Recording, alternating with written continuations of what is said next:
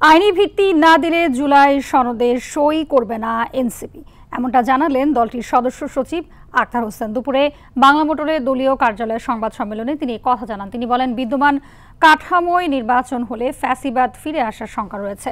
পরবর্তী সংসদের হাতে সনদ বাস্তবায়ন ছেড়ে দিলে তা বাস্তবায়নেরও সংশয় রয়েছে। জুলাই সনদের ভিত্তিতে সংস্কার ছাড়া নির্বাচনের দিকে অগ্রসর হলে দেশে গণতন্ত্র সুগঠিত হবে না বলেও মনে করে এনসিপি। ২৪-এর আকাঙ্ক্ষার সঙ্গে সম্পূর্ণভাবে বিপরীতমুখী একটা অবস্থানে রয়েছে। আমরা এই কারণেই নতুন সংবিধানের দাবি করছি। সরকার যে কোনো সময় নির্বাচন আয়োজন করতে পারে, সেটা ডিসেম্বরেও নির্বাচন আয়োজন করতে পারে যদি সেটা গণপরিষদ নির্বাচন হয় এবং সেই নির্বাচনের মধ্য দিয়ে একটা নতুন সংবিধান জাতিকে উপহার দেওয়া সম্ভব হয়।